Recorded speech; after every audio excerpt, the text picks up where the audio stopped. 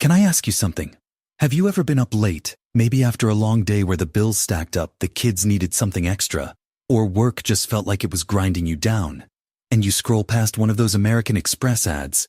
You know the ones: sleek metal card, airport lounge in the background, that tagline about membership has its privileges, and for just a second your mind goes there. What if that was me? What if this card finally made money feel easier, like the stress of rent, groceries, family trips?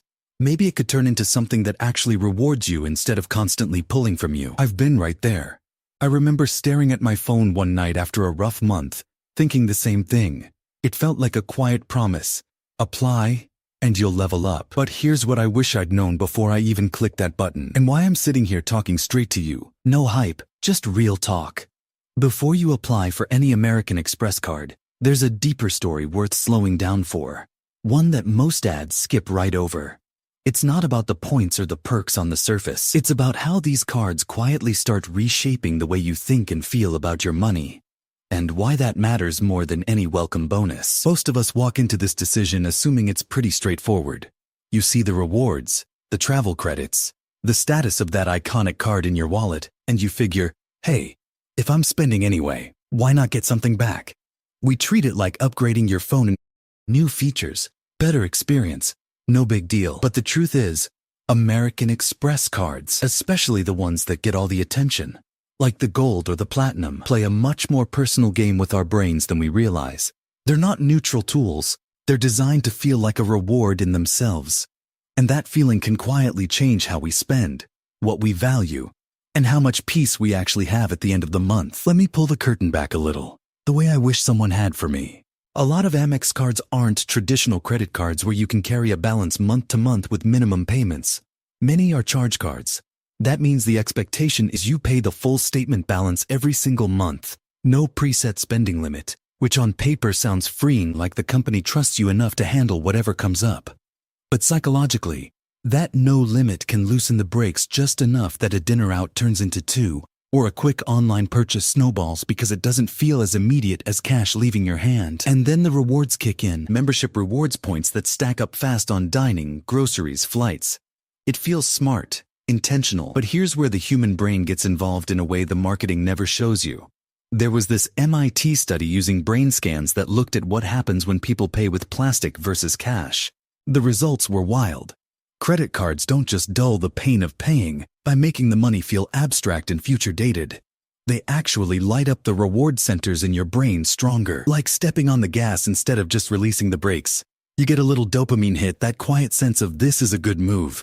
With Amex's premium branding on top, the "you've arrived" vibe, it layers on this extra feeling of belonging. Like you're suddenly in the club of people who have their finances handled. I saw it happen to a close friend of mine, and it hit me hard because he's the careful type. Steady job, family of 4, always tracking expenses in a simple notebook. He got the Amex Gold after hearing about the dining credits and Uber perks. Thought it would just offset the takeout they ordered on busy soccer nights. First couple months, points rolled in. A few credits covered meals.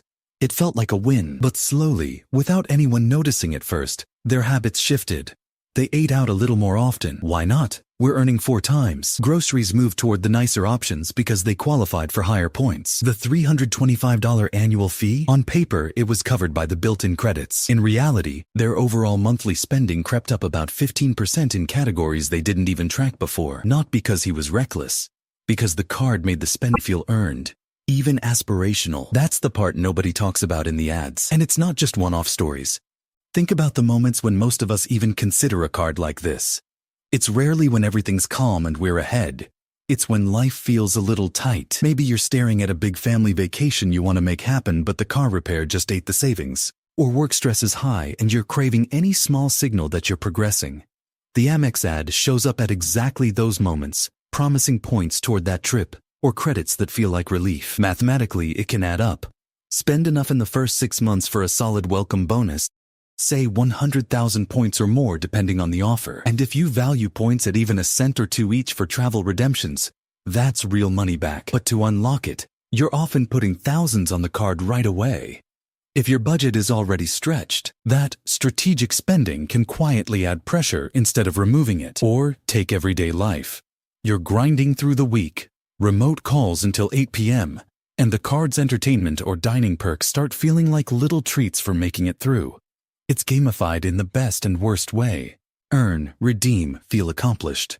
But over time, those small choices compound, not in the compound interest way that grows your wealth, but in the quiet way that shifts your baseline. Coffee runs become daily. Nice to have becomes normal. And suddenly you're working harder to feed the reward system than to build the actual breathing room you were after. There are some practical mechanics here too that Amex handles differently than other issuers, and they're worth knowing before you start the application.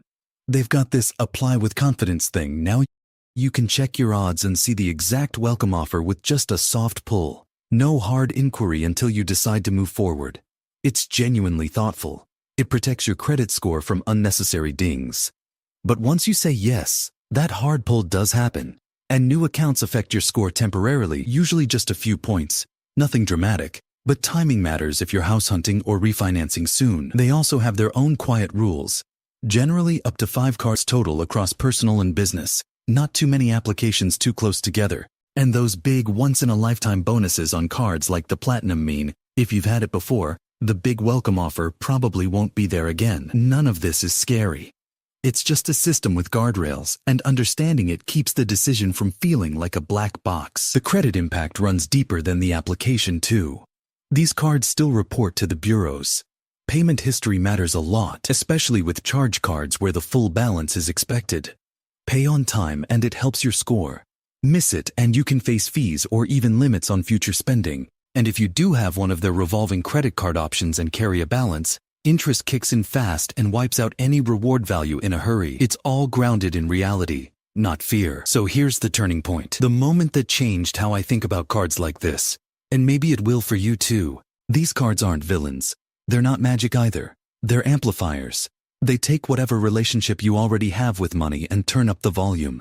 If your spending is already mindful, if your income comfortably covers the fee and the lifestyle the perks gently encourage, it can feel like a genuine tool for more freedom, easier travel, a little joy in the points, that quiet sense of I've got options. But if you're reaching for the card to fill a gap, to signal progress when the day-to-day still feels heavy, it can create this loop where you end up spending to justify the card instead of the card serving your actual life. The real mindset shift is simple but profound.